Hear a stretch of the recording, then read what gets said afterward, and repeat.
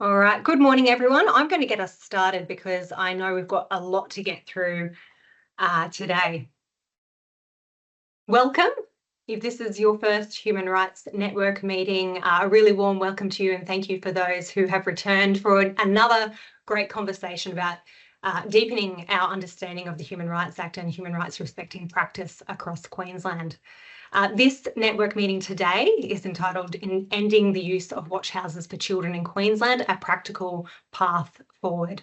My name is Stacey and I'm the Executive Director of Sector Workforce Planning and Development here at QCOS, or Queensland Council of Social Service. Now, some of you may have been expecting to see Amy here hosting today, and she sends her very disappointed apology. She really genuinely was excited to be here today, but she's unexpectedly unwell and really sorry she's unable to make it for this very important conversation, but she sends her gratefulness to the speakers who have been able to join us. And I would echo that sentiment. We're really delighted to have the panel of speakers that we have joining us today. Now, before we get started, I'd like to acknowledge the traditional owners of the land on which we are facilitating this webinar. For us here at QCOS, that's the Turrbal and Yagara peoples.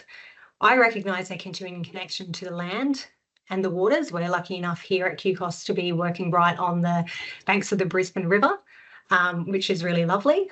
I acknowledge the really important role that they play in the life of this community, and I'd like to pay my respects to elders past and present, and I especially welcome and pay respects to all First Nations people joining us on the line today.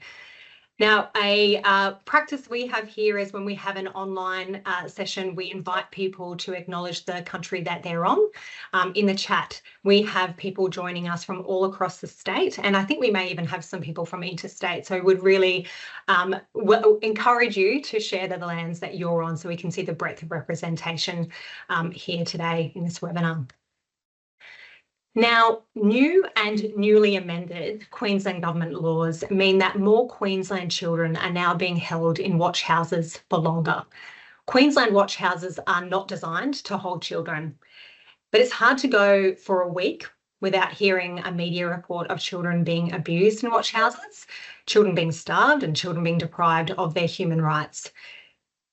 This is a Queensland crisis, and our panellists who come from advocacy, from frontline services and the police, we all want to change it. At 6 a.m. this morning, we had 28 children in watch houses across Queensland, and we think this number should be zero, and we think this number can be zero. Of the children who are in a watch house this morning, 18 identify as First Nations and 22 have been held in a watch house for between 3 and 7 days. On the 6th of August, Police Commissioner Steve Golchevsky outlined a review into how Queensland's watch houses are designed, how they're provisioned, and how they operate with a commitment to ongoing reform. And Queensland has 63 watch houses that process more than 75,000 alleged offenders each year. This includes children as young as just 10 years old. Deputy Commissioner Cameron Harsley will lead the review with Inspector Jeff Coote, and they have both joined us today. This review will look at the current and future needs for watch houses, including areas for improvement, amid systemic issues identified by the Queensland Police. Today, we have brought together experts and leaders to explore the current efforts being delivered to strengthen human rights for young people and to end the use of watch houses for children and to forge a practical path forward. Now, we cast the net wide when we were inviting panellists for this session, and our excitement for this conversation, this really important conversation, grew every time one of them accepted. So we're really excited about the people that we have joining us today. We have 6 distinguished panellists. They all have different expertise in their respective fields and really valuable insights to share with us. We have Anne Hollonds, who is the Australia's National Children's Commissioner for 23 years and was the Chief Executive of government and non-government organisations focused on research, policy and practice in child and family wellbeing. I think it's really important to note too that Anne has extensive frontline practice experience, including child protection, domestic, family and sexual violence, mental health, child and family counselling, parenting education, family law counselling, and community development. So Anne has some really valuable insights, not only from frontline practice, but all the way up to executive and strategic levels of government. Natalie Lewis is a Gamilaraay woman and the Commissioner of the Queensland Family and Child Commission. Natalie is a real friend to QCOS and has joined us multiple times before, so really happy to have Natalie back again. Natalie is fiercely committed to progressing transformational reform agenda to strengthen Queensland's focus on children's rights. She has led significant national reform across Aboriginal and Torres Strait Islander child protection and family service sectors, and has played an instrumental role in the implementation of Aboriginal and Torres Strait Islander child placement principles in the Australian child protection legislation. We have today here Cameron Harsley, Deputy Commissioner of the Queensland Police Service. Cameron has over 30 years policing experience with the Queensland Police, much of which has been dedicated to child protection and juvenile justice as a practitioner, a leader and an advocate. He has oversight of the domestic and family violence reform from the Commission of Inquiry into the QPS in 2022 and the Watch House review announced by the Commissioner last month. We have Inspector Jeff Coote from Queensland Police Service. Jeff joined the Queensland Police in 1994 and he was promoted to Inspector in 2018, moving to the Brisbane Watch House as the Inspector in charge and the State Watch House Coordinator. And this role has since transitioned into the State Custody Unit. We have Genevieve Sinclair. Jen is the CEO of the Cairns-based YETI, Youth Empowered Towards Independence.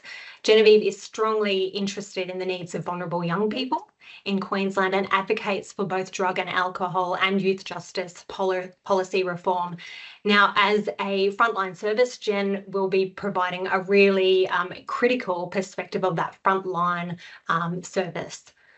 Helena Wright is the Deputy CEO, Policy and Strategy at the Queensland Aboriginal and Torres Strait Islander Child Protection Peak, or QATSIPPP, as you probably know them.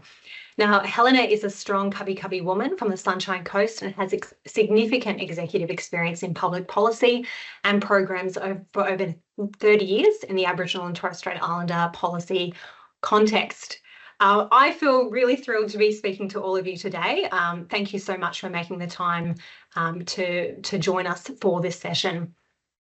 Now, led by Commissioner Hollonds, and thanks for joining us, Anne, the Help Way Earlier report, which I think the team is popping into the chat now, is a guide for governments across Australia to reform our child justice and wellbeing systems to reduce child offending, protect the human rights of children and keep communities safe. The focus of the report's 24 recommendations, and it's a great report, I do recommend you reading it, focuses on elevating child justice and wellbeing to be a national priority, coordinating action and ensuring reform of our child justice systems is based on evidence and human rights. Now, my first question is for you, Commissioner Natalie Lewis. For decades, your work has been focused on improving protection of rights for children in Queensland. Can you share your assessment of the current state of the youth justice system in Queensland and your reflection on why we're at a place where the detention of children as young as 10 in adult watch houses has been normalised? Sure. Thank you. I just start off by saying, as a Gamilaraay, I'm a guest on country, so I just want to acknowledge the Yagara and Turrbal people whose lands I live and work on.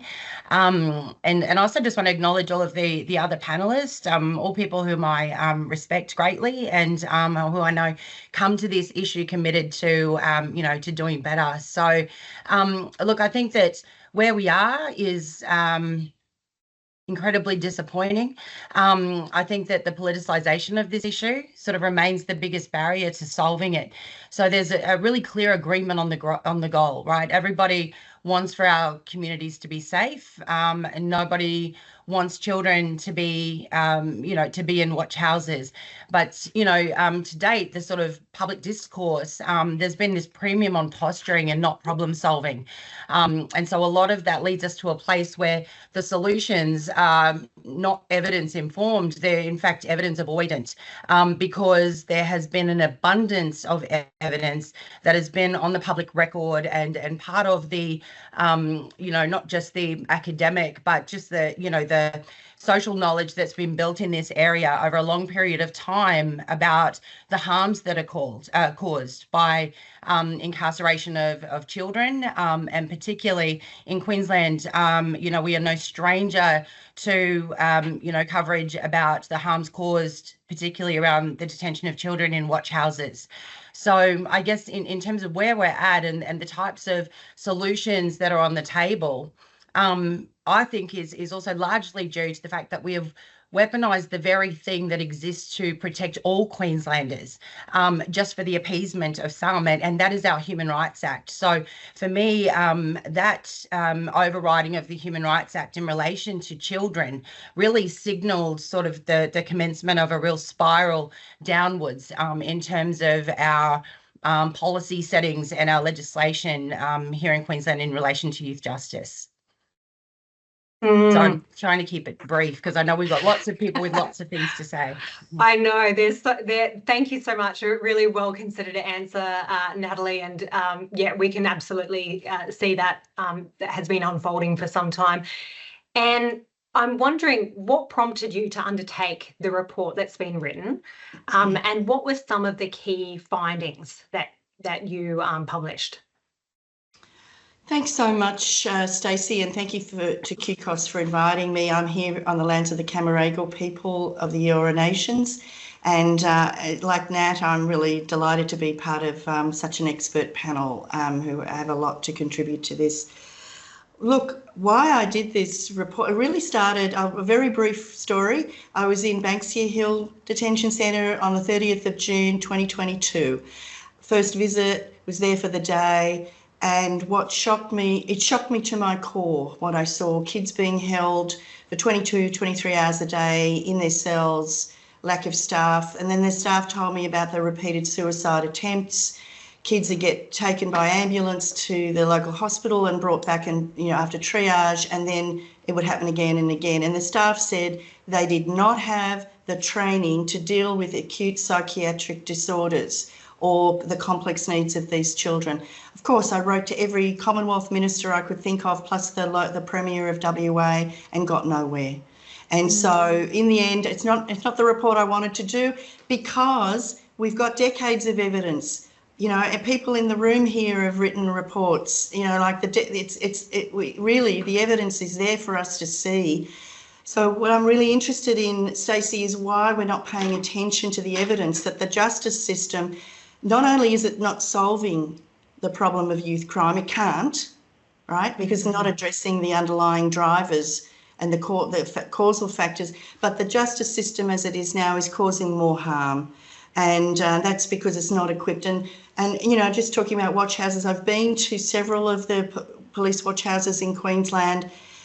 Out of all the horrific things I've seen in this journey and the horrific stories I've heard, and I have to say it's been absolutely and profoundly heartbreaking, it's the Queensland police watch houses are the worst.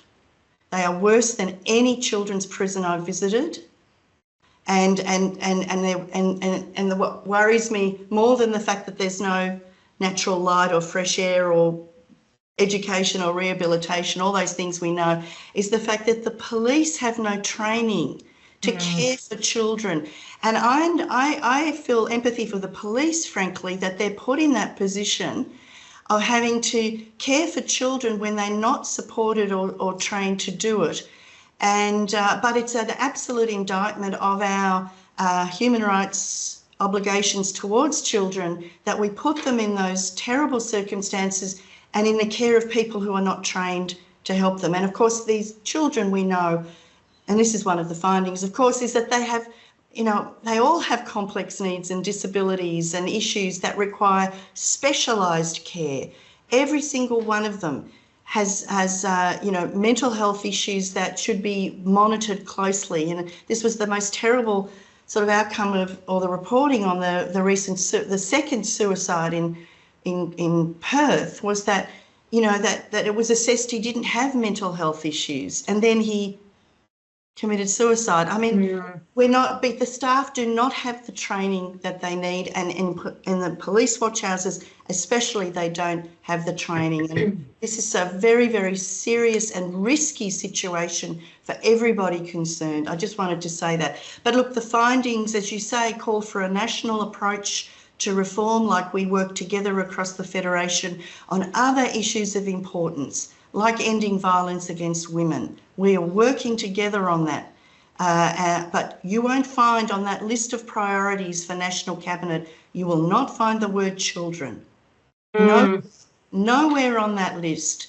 And until we agree that these are issues that states and territories on their own cannot fix, because it's about the underlying drivers, it's about the poverty, it's about the systemic racism, it's about the complex needs that these kids and their families have. These are not issues that any state can fix on their own, and that we can see they're not fixing them, no matter what measures they're trying at the justice end, right? And by the way, this is not a party political statement. I know you've got an election coming up. This, have been publicly said about Queensland, it's a race to the bottom on both sides. Right? So this is everybody has failed. We've got to recognise we've misunderstood the core nature of the problem we're trying to solve. Sorry, that was probably more than 2 minutes, Stacey. That's okay. I think all of your words had immense value there, Anne. I really appreciate that. And yes, I mean, many of our systems, many of our solutions are adult-centric. I think that's something that we need to recognise. Jen, I'm coming over to you now. You've been working with children who are connected to the youth justice system in Cairns for many years. And this is really important as we consider how we can actually implement some of these practical measures. What do you see as the barriers to implementing the recommendations from the Help Way Earlier report, and how can we overcome them? Oh, thanks everyone, and thanks for having me. I also want to acknowledge that I'm on Gamilaraay, Dingyland. The barriers in this is probably the trickiest bit for me to speak on, because we're so kind of down in the midst of it. What I can say is we so much appreciate a national spotlight on what's occurring for young people that we work with up here.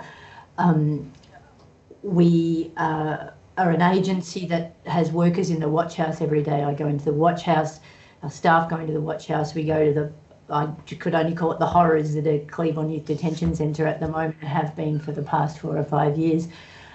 We're really appreciative of any national lens on what's occurring in Queensland. Look, I think some of the barriers, without getting right into how some of the kind of integration type recommendations in the report, I think are really interesting and need to be delved into what they look like the further that we get north. But I think the barriers to implementing some of the recommendations in there are the farther we get away from the capital cities, the less resourced we are, the greater workforce challenges we have to implement things. And then I get into this kind of conundrum, and Natalie was referring to earlier, around this place-based, when we want to hear local voices and local solutions, but what happens when the local voices and solutions from far north Queensland are kind of just, I guess, underpinned by racism and at points kind of almost hatred towards children and young people. We are so keen for the evidence to inform continually, but meeting this tension between, at the moment I've been sitting in meetings saying, don't listen to anyone, don't listen to Queenslanders. We have got this so wrong. We are such outliers, and that's kind of so contrary to what you might want to hear in other forums. Is we need to listen to people and places, but it needs to be balanced really clearly around the evidence around what works, because like everyone's saying, we know what works, it's there, it's all written down. Why are we not listening to it? Why are we listening to the people on the streets in Cairns? Apologies to people from Cairns and Townsville. Does that make any sense? Yes, it's the tension in the report. Yeah, and you've brought up there a really important consideration, which is not only how do we ensure that the measures that we implement are practical on the front line, but there's that regionality of Queensland that is a consideration too. And, you know, there are some barriers and challenges that come with workforce and other factors in regional areas. But it's not insurmountable. There are ways we could get Absolutely. children out of watch houses now.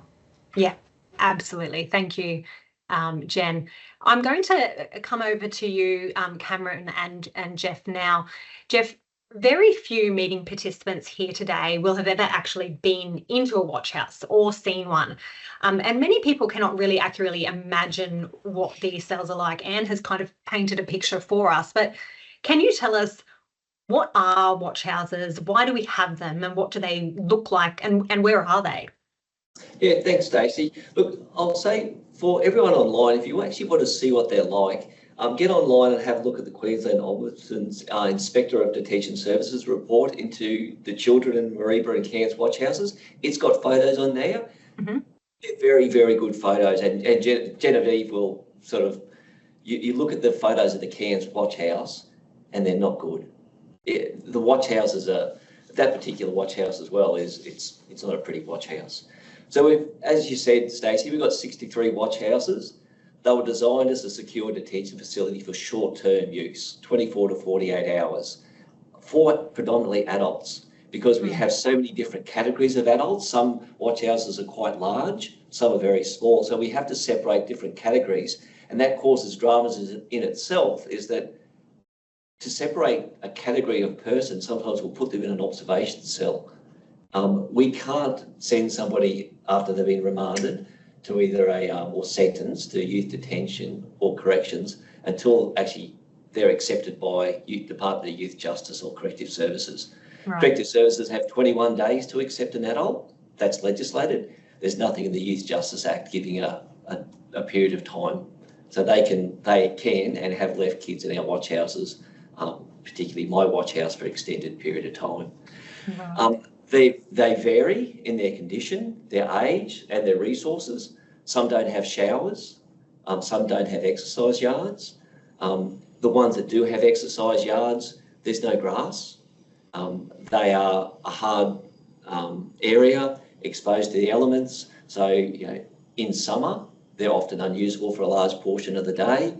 When it's inclement weather, when it's raining, they can't be used as well. So even when they do have an exercise yard, it's very difficult to try and get all the different categories of prisoner through. And then if that prisoner or detainee has a medical appointment, a legal appointment or court, they may miss out on that turn in the exercise yard. Right. It's all about security and safety, because we get everyone at their most vulnerable. And as you mentioned, yes, kids have significant mental health issues, FASD, all of these issues that make it very, very difficult. But then we've got adults that are coming in with comorbidities that have medication issues, unresolved mental health diagnosis. And some of these has been untreated in the community for a period of time, and then they come to the watch house under the influence of various drugs, and we have to deal with them, and it's really, really difficult. That I can imagine, particularly in some of our regions in Queensland, the heat and those factors really, you know, add another layer to the complexity there about being able to use the facilities there. Cameron, I'm wondering, around the review into watch houses, will it examine the experience of children specifically? Jeff's already mentioned how there are some differences in the way that adults and children are, some of the legalities around how long they're able to be held there. So how will the review examine the experience of children specifically? And can you tell us how QPS is working with the Department of Youth Justice to look at whether there are opportunities to divert children from the justice system rather than looking at just alternative models of detention? Yeah, thanks for that. And I'll probably just pick up on what Anne said. I think often we get focused on one issue and we don't look at the system as a whole. So you look at what's happening post-COVID. Domestic and family violence, over 190,000 we go to every year of the police. So there is something happening in the domestic and family violence space. When we talk about domestic and family violence, we've lost the conversation around pay equality for women, which we know adds to a lot of the situations of women in domestic and family violence situations. But we talk about youth justice, and we often talk about it in isolation of the child protection system, because the cohort of children we're dealing with often cross over in both systems. And we see the increase of children in foster care, and we're seeing the increase in youth crime. So there has to be some connectivity and overall view of the social underlying drivers that we're actually seeing in Queensland. So that's just to pick up on Anne's point. Probably something I want to say, that our people in watch houses do a very good job, but they are not trained to deal with children in watch houses for any extended period of time. So we have a workforce and workforce issues ourselves with trying to manage children in watch houses. If we look at what we're trying to do in the prevention space, you know, we have cautioning, we have a range of diversion systems through contemporary methods where they don't have to make an admission anymore, a protective administration system, which works really well for anecdotally for Indigenous children because of cultural issues. They're not going to make admissions, they've got to be dealt with differently. And we have a range of youth co-responder models. That's all good, and that's trying to keep people out of the system, but inevitably what we're seeing is children in watch houses in Queensland. And can I just say, I don't support children being in watch houses. I've worked in them, I've been in them. It is going to be a detriment to a child going to a watch house. They're only in there for a community safety reason. Unfortunately, that's the only place in Queensland we have to hold them. So there needs to be some thought around an alternative to that. The review is picking up on a range of things about what it's like for a person in a watch house, not just a police officer. So we have issues with training and process in watch houses, but what we're particularly looking at, because out of the Women's Task Force report, one of them specifically looks at what's the experience for women and children in watch houses. So we've got a university doing a bit of work for us independently about the experience at Caboolture Watch House, because we've got this notion that if we have a range of supports in a watch house, that's going to make it better for a child. I would challenge that thinking that no matter what support services you put in a watch house, whether the outcomes are beneficial for a child or not. So we're going to specifically look at that, and that's about the experience of people in watch houses, including adult males, because what we're seeing now in watch houses is notoriously people with really complex medical needs coming to watch houses where perhaps it's not a great place for them to manage for medical reasons, so and mental health reasons as well. So we've got to quite rethink about how we administer services in watch houses, and maybe a watch house is an opportunity to engage them in another system rather than a watch house. Right, thank you for that. And how will the review take into consideration the overrepresentation of marginalised children in watch houses, and especially First Nations children? When we talked about the numbers that we were seeing just at 6 a.m. this morning, there's quite obviously overrepresentation there. How will the review address that?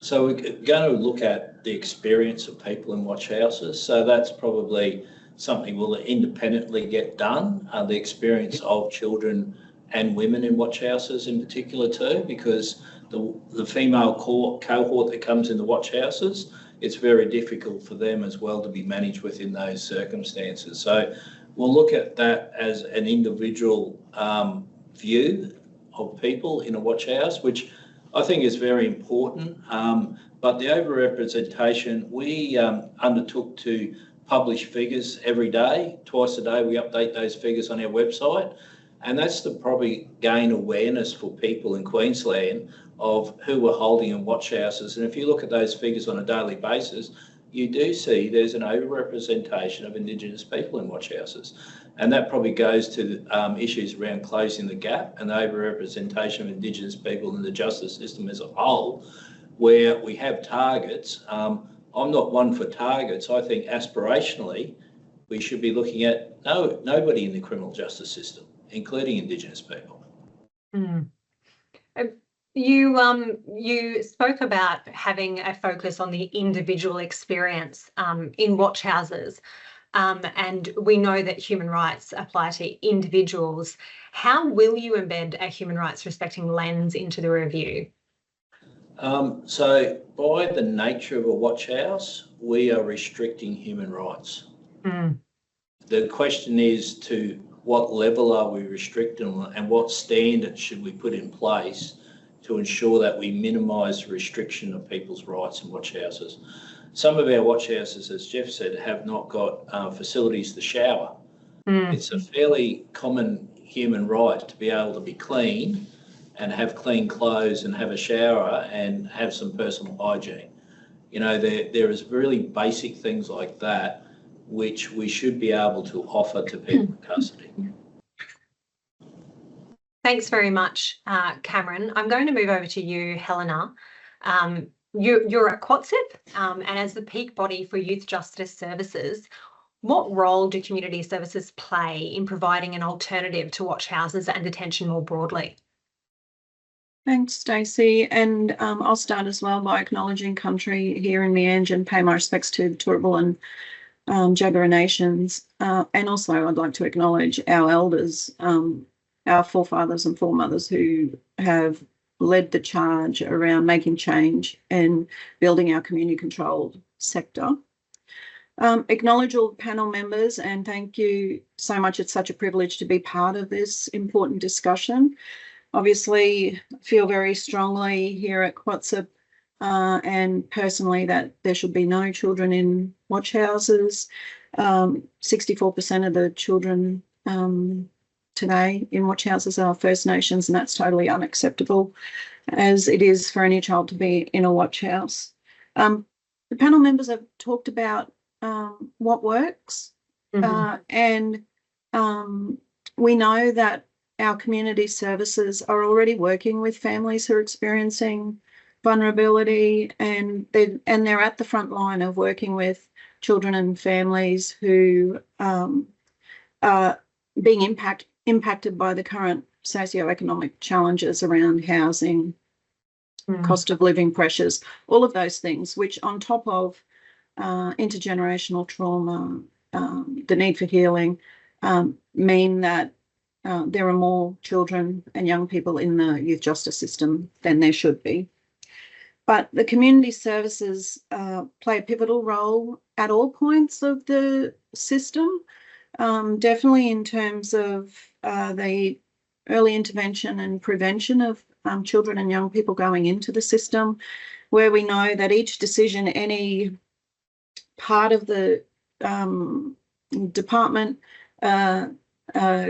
government officers make in relation across the continuum, it drives children further and further into the system, and it drives our First Nations overrepresentation in the system as well. So our community services are able to, and you know, Genevieve knows this firsthand, are able to work with children and families around the root causes of offending, around working with trauma, working with mental health, strengthening connection for Aboriginal and Torres Strait Islander children, and working with families who are experiencing vulnerability and instability. But along with the intervention and early intervention and prevention, services that are guided by elders, cultural authority, cultural leaders, further into the system, are working in areas such as restorative justice, and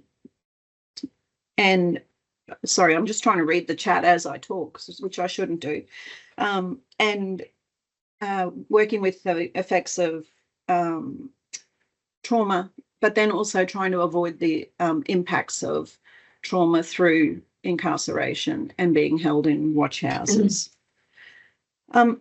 I just want to say that, and I'm trying to keep it really succinct, but having said that, and the important role that community-controlled organisations and the community sector play in providing alternatives to detention, alternatives to watch houses. The sector's really woefully underfunded. So, for example, in 23-24 financial year, 37% of the funding that went into youth justice, which was around 144 million, the 37% went to the youth justice community sector, and only 3% went to the Aboriginal and Torres Strait Islander community-controlled sector, and that was a total of around just over $10 million. Yeah. Thanks, Helena. A lot for us to consider there about resourcing and who we really need to be listening to as we forge this path forward. I'm going to go back to you, Anne. Have you you spoke earlier about writing to those across the states and territories and really not hearing much back, if anything. Have you spoken to the Queensland government about your report and its findings? And if you have, what has the response been?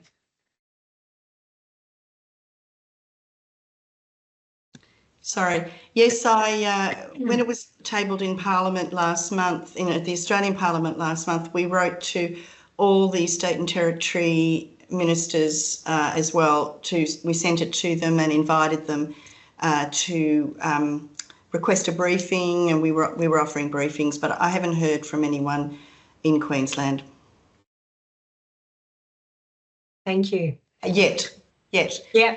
I'm hopeful that, and I have said that, I guess I'd encourage all the political leaders. I know that, you're about to go into caretaker and it's a very busy time up there, but I'd encourage all political leaders to look at the report, to pay attention to the evidence about what will reduce youth crime and keep the community safer. This is about, we need to start looking at the evidence. Sometimes I feel, Stacey, it's a bit like climate change when we didn't used to believe the science, right, about climate change. It's no one wants to look at the evidence, and there's all these ideas and opinions flung around about we should do a bit of this, we should do a bit of that. We should get, mostly about getting tougher at the justice end. Please look at the evidence. Thank you, Anne. And Natalie, in your recent article, following the release of Watch House abuse footage, you spoke about the growing divide between what some believe is needed and what the evidence says works, and you already alluded to this earlier. Can you tell us a little bit about what is working elsewhere? So Queensland's not a good example of a jurisdiction doing this well. Where is this working? What could be adapted here in Queensland as a best practice approach for us to lean into for our own narrative in order to stop the use of watch houses for children? Yeah, so there's probably, there are clearly international examples, I think, that are spoken about quite often in terms of Scotland and in Hawaii and Norway and other places. There are examples of where we've got it right before too, and the thing that binds all of those examples of what works is it's not by coincidence that they actually are responses that follow the guidance provided by the committee around the United Nations Convention on the Rights of the Child, that are compliant with the international treaties to which we are signatories. And I think that is really the really important opportunity that is presented by Anne's work and the tabling of the report. While it might be seen, this is targeted towards the Commonwealth, it's calling out the absence of children as a priority nationally. And like Cameron said, addressing, upholding and promoting the rights of children is everyone's responsibility. But in terms of responding to the social issues, to the health issues, the mental health challenges of children and young people that come into contact with the criminal justice system, that is well outside of the locus of control of police. If someone has a significant, if someone's having a heart attack, we don't send them to a podiatrist, to have their needs met. So what we need to be able to do is seize the opportunity that's presented by bringing this issue to the national level, and hopefully seeing some courageous leadership from the Commonwealth to actually engage in this issue, because it is affecting children in every single jurisdiction. Seeing some leadership that actually moves towards minimum standards, towards honouring the obligations that we have under the UNCRC. Because if we had responses in policy and at a program level that are compliant with our obligations at international law, then we would not see massive violations of the rights of children, whether it's in watch houses, detention centres, or on the street. So I think that it's really important for us to elevate the discussion beyond sort of these tiny little, program responses, and actually look at fundamentally, we have an absence of focus on children's rights in this country. And if this is an opportunity for us to bring a spotlight to that, and to agitate for some real action to prioritise the rights of children, then I think that it allows a different platform from which to set state-based policy and to design localised programs that are rights compliant. Great answer. Stacey, could I just jump in there as well? Now, Nat, you agree 100%, of course, and just a couple of things. So the recommendations in the Helpway earlier are not just about the Commonwealth level or national federation level. There are recommendations in there that I call low-hanging fruit that states and territories could implement today, right? Today. So just to clarify that. But the other thing about the compliance with our obligations under the convention that Natalie so eloquently raised, this is not just a Commonwealth government issue. So all states and territories were consulted in the ratification of the convention back in 1990. All states and territory governments are also responsible. So it is not okay for them to say, as they have said to me, some of them, we never signed up to the convention. That's a Commonwealth job, Commonwealth responsibility. And of course, the Commonwealth says, oh no, youth justice is a state and territory responsibility, not our problem. And so somehow that has got to stop. That batting away responsibility has got to stop, and we have to say every jurisdiction is equally responsible for the Convention on the Rights of the Child, and we need to work together on a 10-year roadmap for reform, because if we don't, we will still be having this conversation in 10 years' time. That's a great point, Anne. And really, I mean, our children are our children. We all take responsibility for the way children are treated in this country and the way that we respond to their needs and prioritise their needs in any kind of policy response that we have as a collective community. I'm going to go back to Cameron and ask you about the Queensland Police review. Will it draw on the types of models Commissioner Lewis has spoken to when considering a path forward? Do you already have a sense of what would be a good alternative to watch houses when responding to youth crime? And I'll sneak in a question from the chat too here and say, will the Watch House Review consult non-government stakeholders such as YETI and YAC to get a complete picture? Thanks, Stacey. I'm glad you asked about the consultation bit, because I was going to try and fit it in somewhere at the conversation. So we'll have a address up on the QPS website fairly soon. And we would invite people online to do submissions and tell us their thoughts on watch houses, to try and give us some more thinking around it, because there are other views that we have to take into consideration. It's not it may be a police run review, but it's not a police view review. We can only review our watch houses, we can't review the justice system. So it's going to be fairly focused on watch houses. But can I just reflect on something about the states? I've been doing child protection and youth justice work for over 30 years in the state. And can I just say that we've had a move away from confidence in institutions. And if I go back 30 years and I would visit Boys Town, for all its bad things that come out about Boys Town, there are also a lot of good things about institutions that help youth, because there are a group of youth that no matter how much support you put them around the community, that may not work.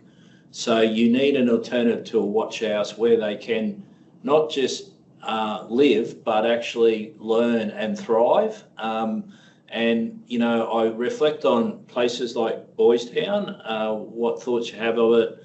At the time was poor, but at the moment, we only have a watch house now.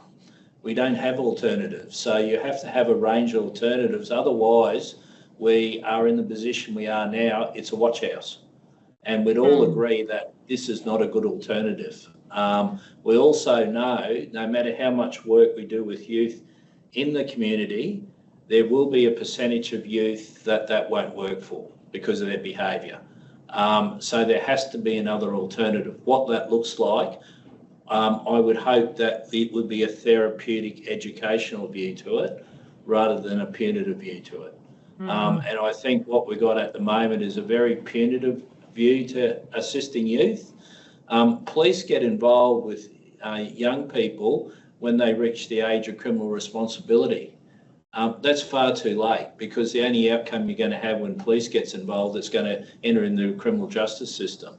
So you have to ask the question, is it a better investment prior to age of criminal responsibility? My answer is yes. We should be really investing with families and the issues around education, mental health, dysfunctional families now, and we probably know what we should be doing, but we're not investing in that enough, and therefore we're seeing the problem flow into the justice system with really bad outcomes, because we all know that children that enter watch houses or custody are usually going to have a poorer result than those that don't. Yeah. Thanks, Cameron. I'm going to move over to you, Helena. This is a great segue into talking about how an alternative to watch houses could be co-designed with First Nations peoples. Can you speak to that? Yeah, definitely. And I think, I guess, firstly, just to say that I think government, and I have been a public servant for a long time, nearly 30 years, and now back in the community sector. I think we talk a lot about co-design. Definitely government talks about co-design, but I don't think it's something that is done well. I don't think it is done much at all. And I think because at the heart of co-designing something, you need to actually share, relinquish, release power, and you need to share resources to be able to truly co-design something. And in the context of this discussion, it's more than co-design. It's also, you can co-design something, you can co-develop it, but then it should be community-led, it should be culturally and family-led, and it should be place-based, taking into account Genevieve's points earlier about what's going to work in Cairns and in the Cape is not going to be the same sort of model as what works at, in Logan. So I think having place-based, strong in culture responses are what we need. And what we know is that when Aboriginal and Torres Strait Islander people make decisions about ourselves and our children, that's when the outcomes are better. And definitely I've seen that through the work that the sector's undertaking in delegated authority, which, potentially has application to the youth justice system as well. So in terms of, I guess, a process, it really should be community driven. There should be the elders and cultural authority involved. It would be a process where culture is centred. It would be a process where Aboriginal and Torres Strait Islander protocol leads discussion, where Aboriginal and Torres Strait Islander ways of doing business and knowing are centred, and where government takes a step back in terms of what a model or what an approach might look like. It should be about privileging the lived experiences of Aboriginal and Torres Strait Islander people and ensuring that spaces that are created are culturally safe and supportive, so that everyone with lived experience and everyone who has something to contribute is able to have their voice heard in a safe and supported way. And I think the approaches should be centred around things that Aboriginal and Torres Strait Islander people do and know inherently, which is guiding our children, which is being obligated to our families and our children and to our country and to our cultural continuation of our cultural strengths. So I think they're definitely some of the points that should be considered when we're co-designing. Yes, all for consultation.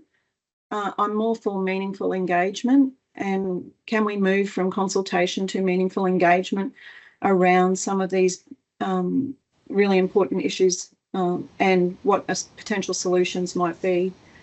And I think, co-design as a process also needs to be invested in. So I think that's probably another point that I would make, that it isn't a process that happens without significant commitment and investment from government to community, but then on both sides to commit to a process. Yeah, that's a really good point. Thanks, Helena. Over to you, Genevieve. Thinking about the kids that you work with every day, what would be the best thing governments could do right now to reduce the number of children in watch houses?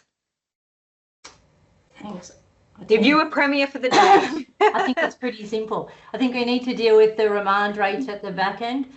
The best way we could reduce the numbers of kids in watch houses now in Cairns is to stop the way in which we're policing children and arresting them.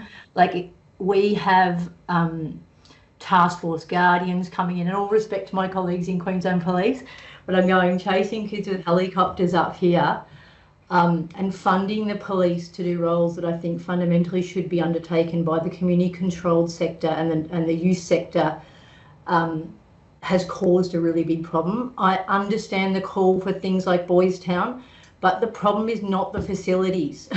Like, it's the number of kids we're trying to cram into them.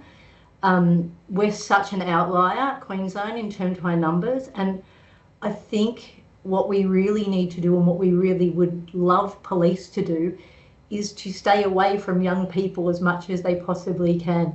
Like, there's a lot of work to be done in the domestic violence policing space that would really impact on crime rates. And I know it's really unpopular to say things against programs like Co-Responder. There's good people working on Co-Responder here. We have a good relationship, but fundamentally we don't want young people building relationships with the police and statutory workers and systems. The diversion stuff is a real bugbear for me. I know the rates were identified as really low. I just did a run on our YETI data yesterday. Police, when they come across a young person in the street, can use their, what do you call that thing, their iPad-y thing? They can do these SRS referrals through to community services on every young person they meet. I did a look at our stats yesterday for the last 12 months at YETI, and we're like the prime source of that QPS referral young people to. 20% of those referrals for Aboriginal and Torres Strait Islander young people, despite the contact rates being really high. So I think if we spent more time unpacking some of the racialised dimensions to the way in which diversion occurs, we could ensure that the kids, that the sheer numbers in the watch house were reduced, and we just wouldn't have this problem. I think we can come up with a whole lot of ideas, but until we address this dimension of what's occurring, we are funneling kids into a system that's ultimately broken and can't cope. Catherine from YAC wrote the other day again to the ministers to say that 9 of the 31 children were under 14 years old. Like, these are children that could be diverted. I think there's really interesting work to be done around with the health colleagues around young people who are not fit for custody, who certainly police are having to deal with young people that they'd never want to be dealing with. I think we're all on the same page in relation to that. So I think solutions around young people that are not fit for custody and changing fundamentally the way in which young people are policed, particularly up here, may not be the same down south. But that would be my solution. Divert. Don't put them in there.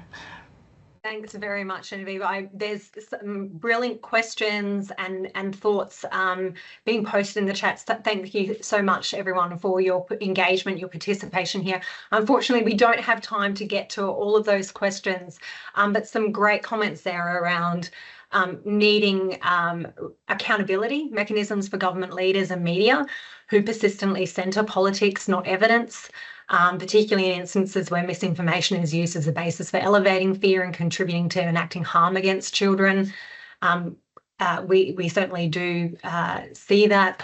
Having some responsibility for traditional media who are playing in this space. Journalists asking for the evidence that locking kids up works as the media investigate the systemic failures. These are really good things for us to think about and conversations for us to be having in an ongoing basis. I know the team have been posting throughout the session some links in the chat, and you will all receive an email after today's session with some of those resources and the recording from the session today too. Now, I want to say thank you to our wonderful guest speakers for your commitment to this sector, your passion, your ongoing dedication to ensuring that we do not enact harm against children, and for being with us today, sharing your insights and your knowledge. We really look forward to continuing the work that we've done with you and with the sector on this really important issue. I wish we had longer time because there's just so much more for us to talk about, but we are committed to this being an ongoing conversation with all of you. And to those in the audience, thank you for joining us. Thank you for engaging in the chat, asking your questions and for coming along. We encourage you to head to our website and join the Raise the Age campaign. This is our call to action to you today. We've been talking about how we need to make some noise about ensuring that we use evidence in our strategies, in our frontline practice. We have a call to action for you in the chat. If you can click on the link, the details are there. And it'll also be in the post-event email that you'll receive after today. And finally, I want to really give a shout out to those frontline services and practitioners who are doing this hard work every single day.